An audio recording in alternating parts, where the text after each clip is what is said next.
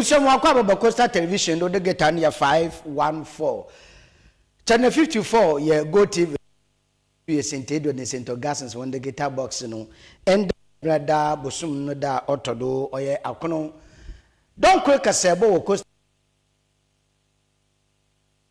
na enwabere nsama obi no mu akotini bi nye de na nanu yempayimfa owo emuni wo oye amemfi central abaton posodo awenchin akawmoko de wonpen magalem say mba wonukrum mema say wonukruwun damara na nanu ma wo oye igwai abura aya manzira mambre na wapa ababa wa oso wo pukapuka de omra no moboa abura mpuntu ena ne kan monkodo nti waya manzi na mambre de gunite de mpuntu himba wo oye igwai abura Enkano amampeyin John Ajekum Kofo the atugwa achemede se NPP amanye kububu hono kompo na wakohwe wonechi kwana wofado wudi nkogu poto wa afimpi mebien onye edonu anan abato na woto enum a obobo hono pa wo mbra ode hinenyim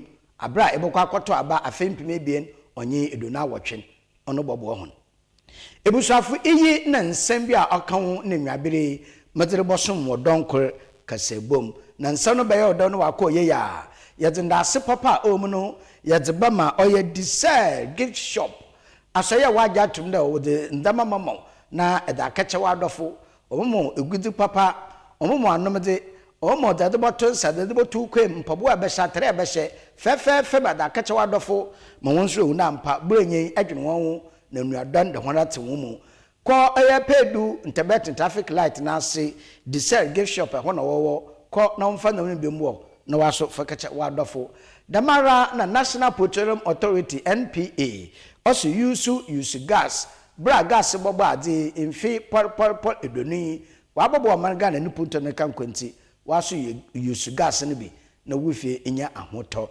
edwaku beni wona dawroma na weso masen mamadin semina no Madrebra home. Aba from Kitikeku, Asorba Kofi Essuman.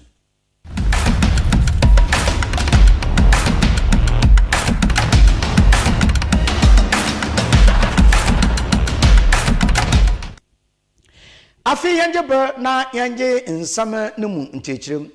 Galem say agentin wo oman Ghana mpempenyale oman Ghana numu mpanyimfo oman pena oda no oyina bugofo wapa mapampam foda wanhwe na galimse no na no mboade meche oye nuamos abugafa wapam bilumpa wogu ininsudo a worehwe meche gata wogudo da man waye amande na mambre so apam nkofu bia wonda na no kwem na wuchima abribiara ina ya da worehwe de wode babra oye galimse yade na yene katibaka kwabra kwa owo amemfi central atoyemanto aba probo akohwe galimse no nsamansama za ye fer galimse free wo community ni mu no akoto adesha owo emuni wo oye wasa amemfi na onye na nanu himpefa atwetwe nkowa ebisa won de obian panti na won da no wawe nchai mu kode wan pirma galimse omba won asoye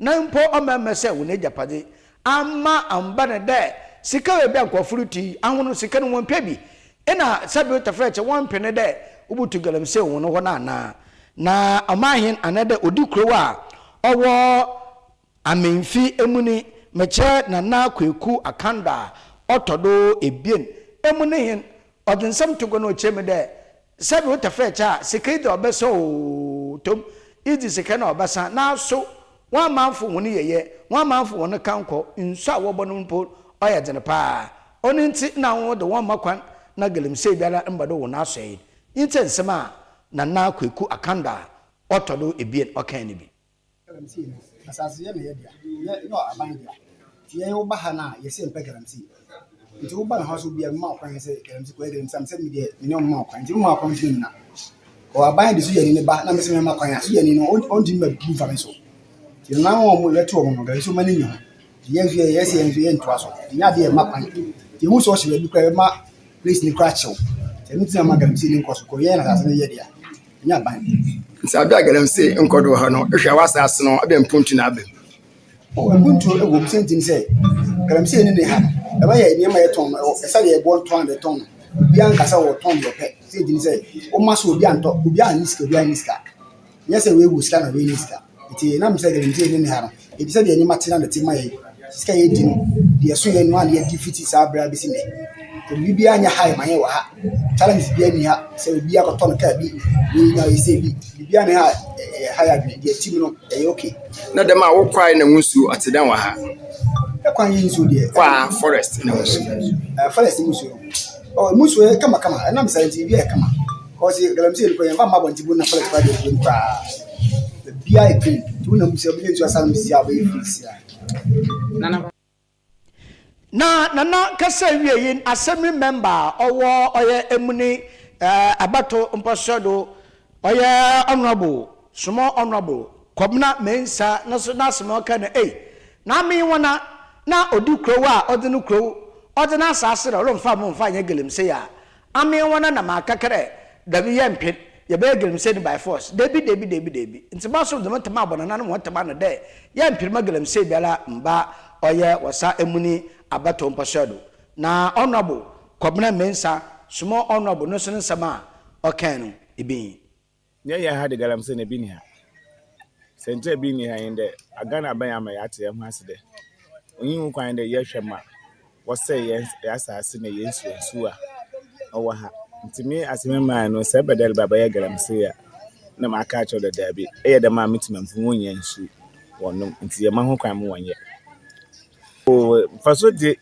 ye wo bebre galamse no mi e bi mu kire de se ye galamse bi nyiska but ye so nyiska na ye dwum ye nsu ye benom no yen from papa ye benya minti na ma ye ma ho kwan ma wonye galamse no impo pa ho a ebe wo ye galamse no ye tede ntontom edwun bebre malaria eto da kase typhoid we say won na manyina resese ntama ye nso ye so atopa de nya de ebe makwa na sa de men na odi yarba de baba na wan pene da eno no enye wasa emunu nkote ena wore wan pere magalemse nko ho yane katebaka kwabena akwa do esuko se ne kupe mu oye wasa edwurugu wasa dwurugu na dwurugu na najo eyisi onu no ye odikro ho na naso owe nchiri bi moko de ne sesire da debi yesu ye mpene kra magalemse ombado wo yinin krase na mfa matete na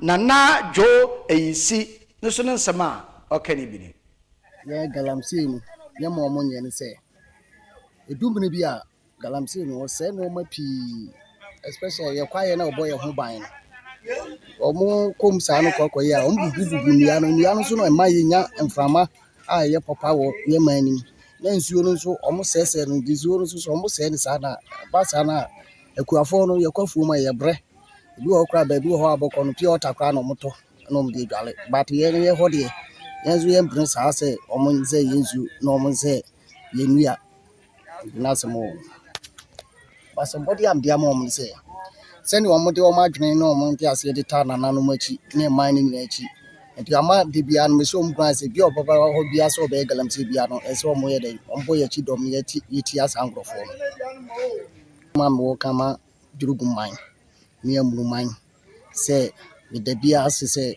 je se de to wo ma mine say galamse no yi blend as kra wo yikrum me do ma se pa na tu adesram de besre aban say drugum ye ne light drugum ye ne network the hospital zunye and you mama dran say wo hu say drugum mine ye nye galamse wo mu na ye seni ono aban no ope no mama dran say obeba bobo yes and wo ma na makeka keka do ma se enti galamse free community no oyen kateba ka kwabena kwa na ode nsem na agifi oye atoyimantom na ode brahien yede wara yeda atoyimantom kwabena kwa nsama obon tofa difi wo de brahien nda enwaberi wasa amenfi ana amenfi central abato mposodo mbese bogonya ho onye honorable Joanna Jan Kujo mami di atugwa akremde impempre yare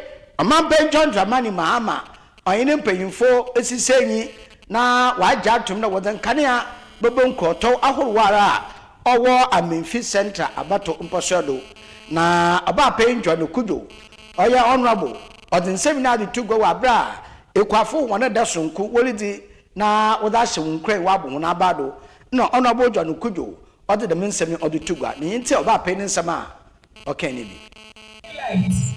ye ni network ye ni mi o ma bebre ye probi wo gbe fie bi wo mkwa mita kula wo ni bi eyeden e wo ho no na ya san so the letter me need DC dia ko aban ni mpanyfo se omomo aye da ni je sem ne se aban se obebuwa ye ama nkronkra ye ni light no ya tumi anya light wo ho ama nkronkra wa Memphis Central ye ni eye network ya tumi aye den enya bi wo ho nkronkro bi a ese fatati esi schools ni hospital ni chief compounds ya tumi aye bi eye den e wo ho no enti mo dehye mo nana mo wafase mo MP mo somfo ba akopɛ mo soma me no a me kɔ eye abankɛse mu no enuoma we na me dia kɔtɔ kwan mu a aban ade ato mu sɛ ɔmo buaye ne yaye afa wo hwɛ board ye eba asandegwa ye main road na eye 50 kilometers nyame adom ye president papa bi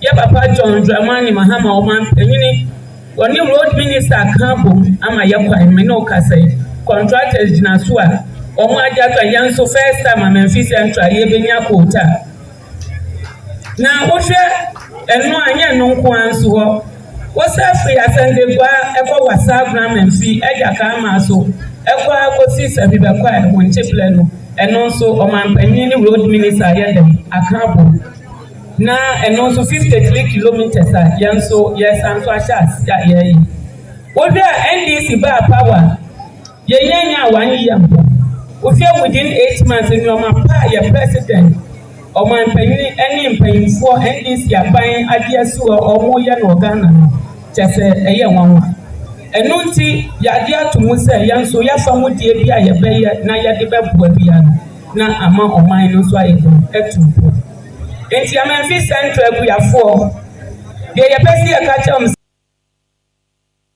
Honorable Joanna Jan Kujo ono no yambe shebogoyin dema oye Amenfi Center abato mposo den semina no yene katebaka kwabna kwa ono no odin samno odebrahien na yentwe oye donko kasebondo yonko igwai abra yerebefie na igwai abra na nananu mpemfo wo wenwu da mpa sabi tafecha ikoru kodeyim adese nanu eno mpuntu no wohia na ende abra ahwemanka no abrati na hwema nda abra mo abaya na no abra baye kasepa na impuntu nambai na mbre mosima maintain nketesia wole pede ubiyedi ubiye school ubiye humesua papa ubiye humesua papa na wakobi ubiye university wakobi edumesua mapa akohondo no demendeme inanu obehia de ubiye kenziyi ma weze enyim de ampa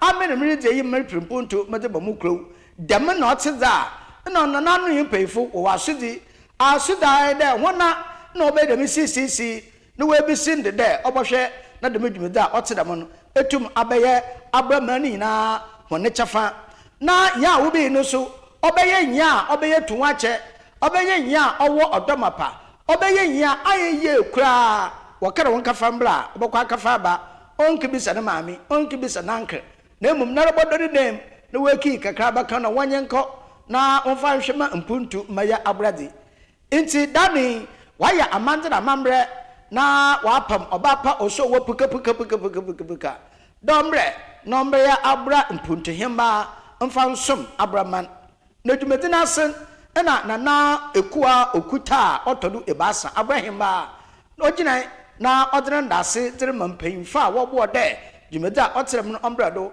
ena mpo ababesi a waja atum de orboboa ba abra mpuntu himban ondase sonko oduso no do no so abramani na ado titare mpo na nakodade otode bende na wadawroma se gitumeda na ono yin na ebapir mpuntu abaya abramanede na ekwa ekuta oto ebasa nsama okan dwumeda se bi Nana ipokuwa otodo bebie na adokowe chahe Asia. On aha, watching a bro. Porsche one of Pome. I have been there, Mamma, 10 days why it does from. And I went to wonderful.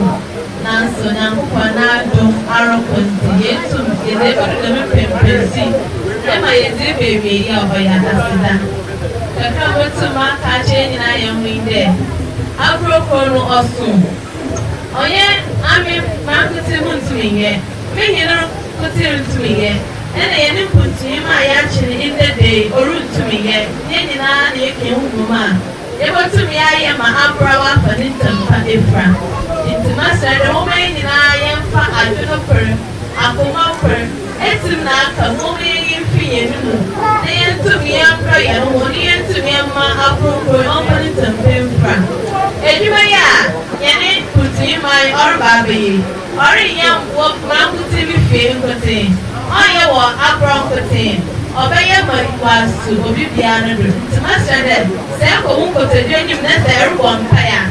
One guy, you look to him out. One guy and no go job Adaya also do a bien. One guy and not a poor Okuta also do a master.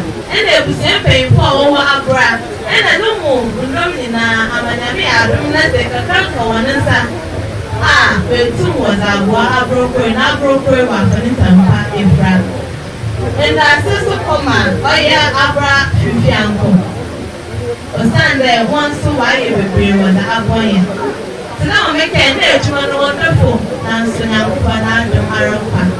Into Yetum, Sunday is the baby, or ya Asida, there's a man, Yankuba, and Obibia, with us. Nana Ekua Okuta Otodu Ebasa, Abraham Kese na Odukro, Mecha Ukrora, Nana Koda dea Otode Bien, Nasu Yo Nano, none of the Napotona Kakra.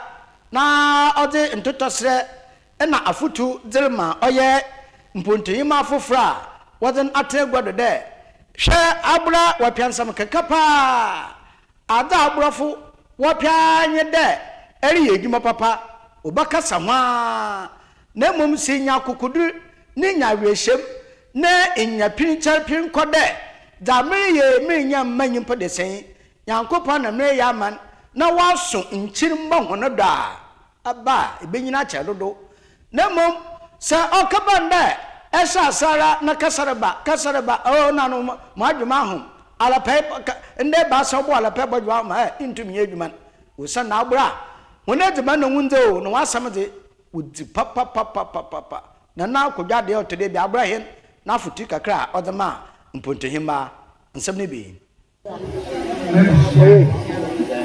Abraham.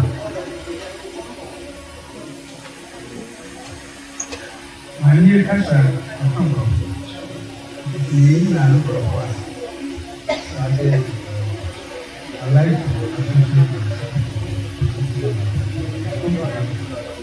like the certificate of honor and the citation has left me very good. Everything about you and this community is stated in this community. All I have to say is the goal that was set, which was really accepted by mankind, and then driven by a death, the African community. We want to be sure that our continued support wherever we will be, and open the community and keep the elders, the family members, all the residents are following the right way. We cannot lead the people by letting their feet. We can only lead the people by being one of them. This is exactly what we want to do.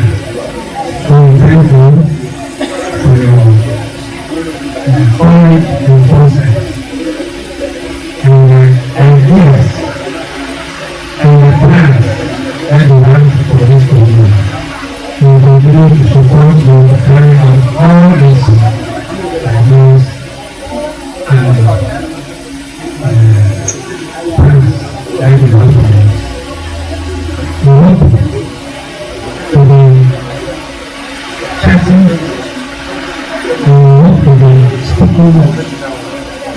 very open so that we can get ourselves connected to the we know that everywhere we go and everywhere we are, we make the way to someone to be behind. Thank you. And one day with you, I wish you the same day out to you.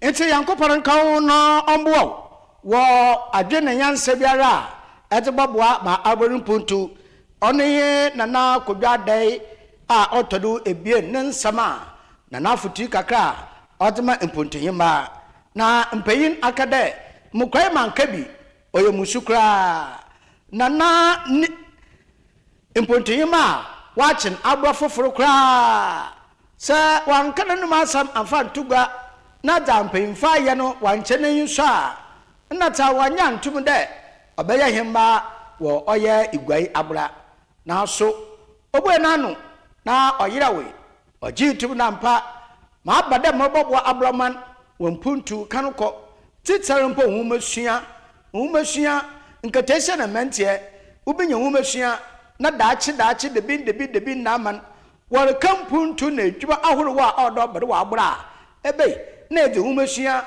ide peja oye abra nana ekua enyima abra mpuntuhimba na sama okandibe nasibi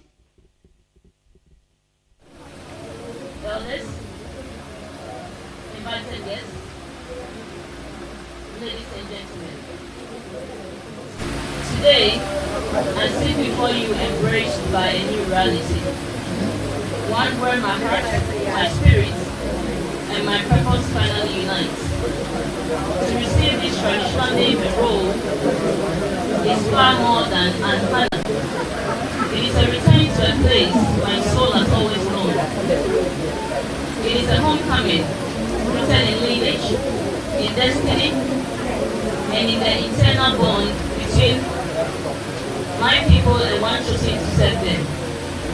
This name is not merely a title, it is a sacred call, a reminder that upon my shoulders now rests a legacy greater than my own life, a legacy of ancestry, prestige, and identity that I am humbled to uphold. For this blessing, my heart overflows with gratitude. Abra chose me, Abra welcomed me, and today, Abra believes in me. My spirit did not just arrive here, it aligned with Abra, as though it has been waiting for this moment all along. Nearly 20 years ago, I used to volunteer for BPH, where I started to grow the seed of development. I may not return with vast riches, but I return with something more enduring, knowledge and networks, and a platform that I'm wholly committed to using for the progress of our people. I am here, ready and devoted to work hand in hand with His Royal Majesty, Her Royal Highness, the elders, and the community. With profound humility and renewed purpose, I am happy to announce the beginning of a new development era for Abra, led through my office in Finland, which includes a continuous professional development course on a full scholarship, an SME donation of valuable items, a global digital magazine showcasing Abra to attract international investors, already published on our website, a business exhibition desk in Finland to open doors of investments, which is scheduled on 25th of April 2025 in Finland as well. And we are going to host the first international cultural visibility event for Abra in Africa in Finland, scheduled to take place on the 6th of June 2026 under the name Abra Uprising. These are only the first steps, small flames lighting the path towards a radiant future. To His Royal Majesty, Nana Kojo-Adai II, Her Royal Highness, Nana Ekuya Ekuta III, the elders, the community, and every heart that has embraced me as one of your own, thank you.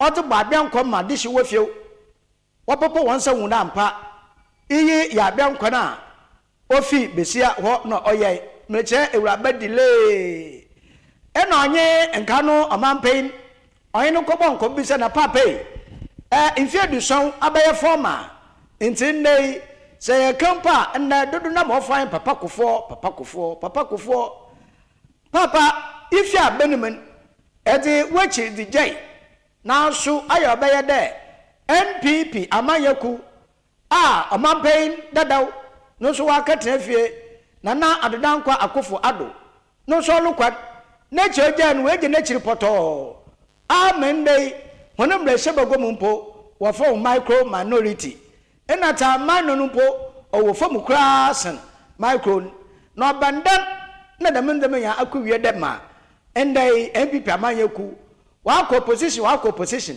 ba afio position a wakɔ no de omunyo koraa papa awati n'ekyi adin akabida ɛhɛ ne nyi mɔte ɛtɛkyire a ehu ne da npp amanyaku ɔbɛn pa na wɔyɛ ya wudidi dɛm nkogu a ɔte dɛm afin pim ebien ɔnye edunan abae kɔtowen na nkɔmɔtwetwe ne mu papa kofo yɛ nano kakraba na nsama odigya npp amanyaku na damaje ya wɔyɛ mankugu ɔyɛ hɔnade yɛhwɛ bu da papa kofo kan ne bi asia no nanka ɛkɔfan okay the binom sɛ covid dadeɛ bi huhu bi ɛbaeɛ no ka ho na afei ɛhɔ no aka sɛ kofo ado manage covid no ye okay neɛ mehu neɛ deɛ na ɛyɛ but ɛnoa bi mu akyiri no ɛna nneɛma no bi ka sɛ mete ase ana meboa te sɛ deɛ so te sɛ bond market issues na ɛbaeɛ te sɛ cathedral sɛneɛ esi kukuru no ne adeɛ no na afei yɛntumi anyɛ na wo pene so sɛ yɛnsi cathedral dabi mi anya deɛ yɛn consult me okay but the idea cabinet no answer wo sɛ bibi sa akɔ so but what say sɛ yɛ bɛ si cathedral na wo ne sɛ adeɛ ehia na me pacho ba no mu utie sɛ ne musi kukuru na me dem ka sɛ bi kura privately no mu de yɛ okay mbom to akɔfa asase government nsase deɛ but sɛ timi si via but we as na public resources no mu de yɛ okay ana kobubu Bangladesh judges ne adeɛ tim but we as no adeɛ nso ne antimi ansi ɛna den bio ana bibi sɛ PDS bi so ɛkɔbaa no so ma hu ye okay nti na ayɛ bebree but me sɛ na meka me ma sabio marita kokramtio na mehwɛ nti saa na deɛ baako so a ɛyɛ me ho sɛ wohwɛ sɛ 2016 landslide na the winning saa election na ɛba power na ɛkɔ 2020 election na tensions ne nneɛma bi ɛba ɛna afei ɛba hang parliament ya NDC better yeah. It took just one seat in parliament to distinguish president the majority, but now a reduced majority. Then 4 years later, last year, election, anyway, not just a Ghana electorate, you cannot take them for granted. it for granted. be a lesson to politicians. So we said then MPP ni betimi aya as a party, o betimi asan agina o na so. Akure. Okay. And my camp says my coach the Rocha. We are chairman the Rocha from 92 on, or can I say that we are in a party doesn't mean we are friends. I may not like you, may not like me, but to be a party in the principles, you know, democracy, rule of law, respect for private sector, me pe ope. Nti yenye na for cry na principles on say the adwuma dia. Yanhwa ne yankamom na mfantra Ghana for ebe person man. Okay. Me anto na tumi no ba. Yatimi dia govern na sa principles si yatimi dia asum Ghana magana for any aje ho. Sisi a wako wahomegye mu a abetena fie anesa. Enti den na wo ye edikipu ho busy. Minim sem go for be sasra sa ba papa no ka ho bi. Insama papa kofo na mfe edusuna watwe ne ndi ma obapa delay. Ayi no kobon koman ono ne nsam na ebi na etin. Ebusua me yengina do na yenda yan ho yambra ye ba ye deda aka wo oye donkoro kasa bu mu Coastal Television no edatwe ho do yenkom resisi a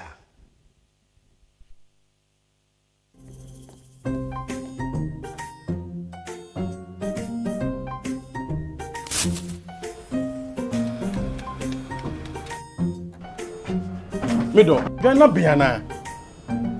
Oku fa jebidi wi aba besu en fita no pa e say baby shi. Mangashi. Junior.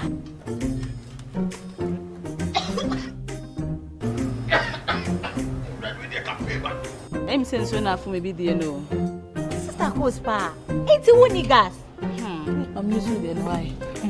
Why?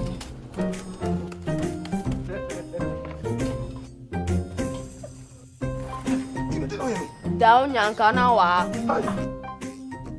Sister Cos. Use gas. Gas ye fast, ye easy, ye convenient. LPG, let me see your hand. Ooh, I got yeah.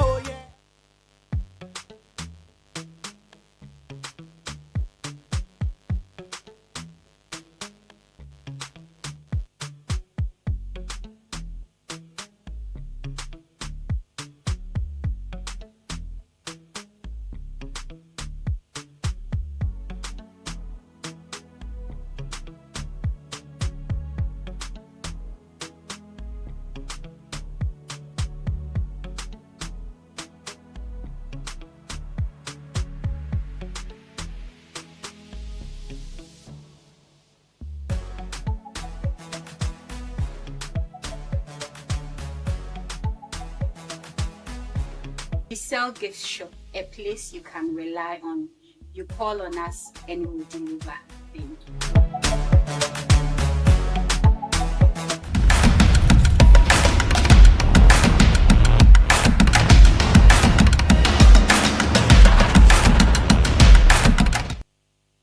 Ebusama mesamu akwaba mu atena sema Coastal Television no don kore kasebo na yegudo yadrebra homon na yekwawie kasebori na wo oye mankesim na nanom a owo mankesim de wonansam atugwa akyerem na wato ama omampe nchontwa mani mahama fayin kwagya otodo ebasere pape eyidi maranse dense yemo wa fimpi mebien onye edonu anan July busumnum erba probo da wonto abama won ebehye mankesim onye na nanom wo fifi manto ma boso de info megudi bi a wutu a wodi dandeni wodi ekota ya fa no lutuaman papa abanda da abasene kwan nhihye wonye omanega na yai ina ebuhye ni kurowa a wutu de made no mun wonye won yai no nhihye na nhye da nkodu yai nti wa makwan madam ifo megudi otedaman wontu eyenti eba be hye no bomotena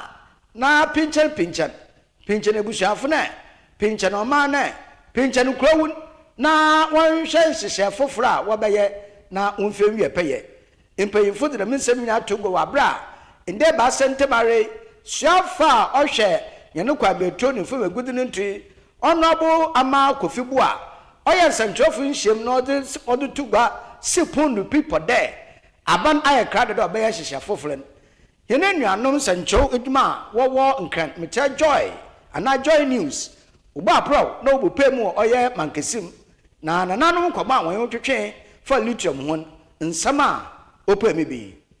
All development remains in force within the Mankesim Ewoya enclave. Residents are still waiting for Parliament to ratify the Ewoya lithium mining lease. The delay leaves families unsure of what comes next, and many are turning the frustration towards traditional leaders who asked them to cooperate 2 years ago. The chief linguist for the Mankesim traditional area, Kofi Essuman, says he supports the project, but the slow parliamentary process now places all the pressure on traditional authorities.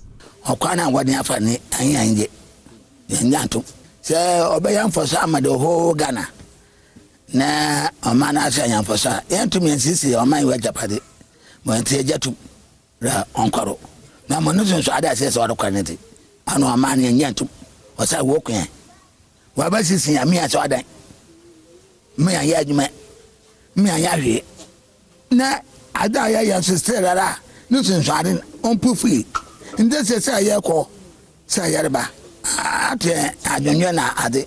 Young men who should be farming are now tired of waiting, and some are openly planning protests because they believe traditional leaders are hiding information. The chiefs are constantly appealing for restraint, but these conversations are becoming more difficult.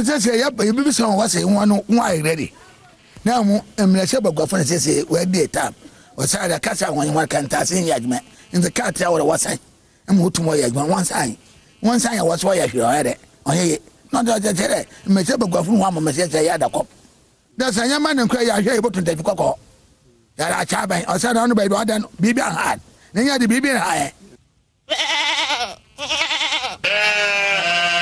an wo baga ya gumo me ketembo ye be sa da mamo e be da se baga ma adwa e awan no bia ye de bia bogwa kwaso akore ni na se sha se me na yes I want to anko na ye gesi dan ye baby na if you want say baby ntima say ye abi plan ye de. Paramount Chief of the Nkusukum traditional area, Nana Okesi Esando the 9th, says he is now managing rising agitations almost every week and has had to step in several times to stop residents from demonstrating because they fear losing their farmlands and homes without compensation. I'm a father in the agro. You're the broke, and I'm a big guano. Or send a high maybe. What was I pay? Yeah, by into Bessie's messy paradigm, I pass a man yet. And I was season a man and be says a man yet. A man by your pay by into best season. See, I don't from the day. When we stop with man. You're the crow, yam young qua. Say, I'm a fair and quiet, you crow young qua.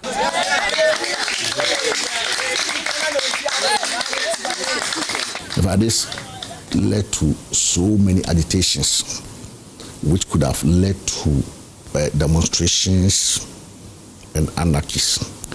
And as I sit here, I tried my possible best as Omahin to avert most of them by appealing to the people who wanted to demonstrate and explain issues to them. Every passing month increases mistrust towards traditional leadership. Chiefs say they are now carrying the burden of defending a process that only Parliament can unlock, and some residents no longer believe explanations from the palace. It is making some of us like, let me use the word, like we are liars. We are not telling them the truth. Because we go to meeting, we come and tell them that things are on course and they see nothing. Please use your good office and try your possible best and have this project ratified for us. The chiefs can only hold back anger for so long. And if Parliament continues delaying the ratification, traditional leaders may soon struggle to calm residents who feel their future has been put on pause. without explanation. My friend, I want Mamkia. Jambesim come paying. I say, now you're the more cassie, and you do before complain. You were just here found it. What just here found it? A minimum pay for he did and for it or man here found it. Why are damn so? Jama want Mamka and Motu Macrain. I saw a premier saying, Pera, yet to a bear man. Yan top blows to yes in way. Because I didn't want you to me not to pay for about one more come out as zero. I banana didn't about the animal. So I'll show you my EP or my kata. That's how made in one side, no one's here. No more to clean away. Watch me, you, and I cut was I.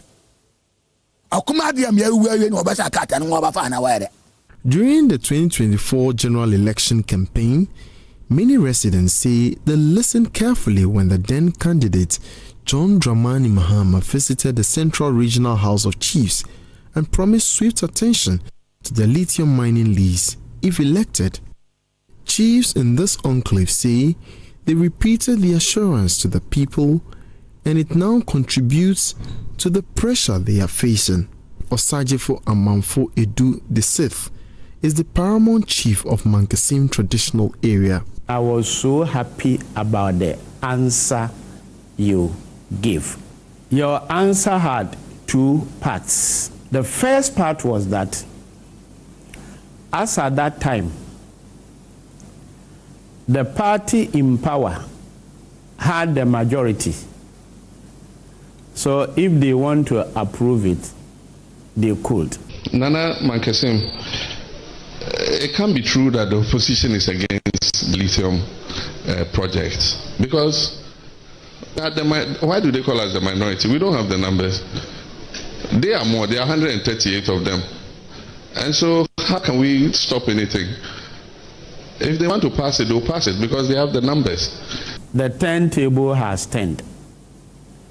Your party, NDC, is in power. So if they want to approve it, they can. And I know for sure that because Cabinet has approved it, it means it's a deal. You also made a very valuable statement, and I learned a lot from it. You made me hear for the first time the word stranded assets. It came from you, Your Excellency.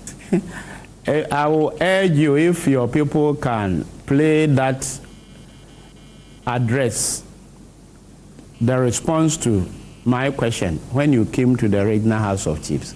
Research is going on, and new sources for these electric vehicles are being discovered beyond lithium. Recently, the Japanese have discovered some other way of creating these electric vehicles that don't use lithium. And so as these inventions are coming, right now lithium is the favorite choice for batteries for electric vehicles. But if we don't mine it quickly, a time will come, they'll discover something else, and the value of lithium will go down. It has already come down with some of the new inventions that are being announced.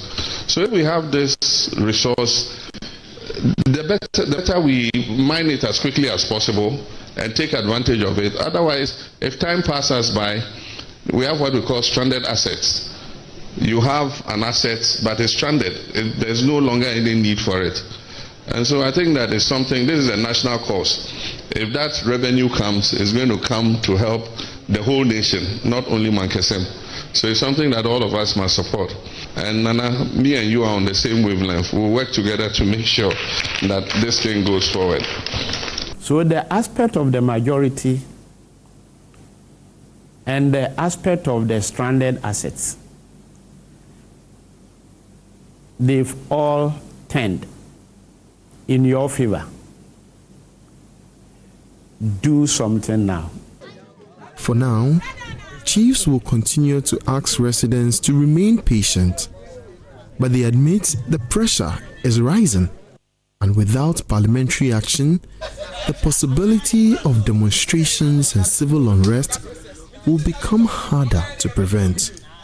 Emmanuel Jivenu, Joy News, Central Region. Enti yade ndase yade mama oya in Abama or Joy News reporter of the Brahin wo oil lithium no ho no do na ebegina na yete donko kasebo Costa television no mazebaba ewiyi na ansa na monko Facebook na yanhwe message kro ebie na aba hinwa ba ma Kofi Sidof ase erehwe ni fi oye Kumasi osekrom Kofi Sidof ye da wase papa da erehwe fi oye Kumasi osekrom nti abandebe ye bejedo na ya murawu nchia medama oye asantiwura otufo setutu abebio enyo momurawu nchia da fahinchia fama no mahen enyo ye chie no papa damara so da fanchie no fama oye nana Kofebu enyo kakondo hen na jase wo gwata isa cancer na ekokumasa edina dodo na adofra nan shamo aha best farmer ente yenso yegina Kofi Sidof ninche yudo bebi orehwe yinfi na yenso ja yegina na yedi nche sonko yedi mashamo Kumasi eyo na Kofebu kakomde hen na so no ye so fancham jasen wo gata isa cancer no de begina na yedi nsam nara aba ewiyi it was ever from Kitikeku, Asorba Kofi Essuman. Oh, in the no, you're not china.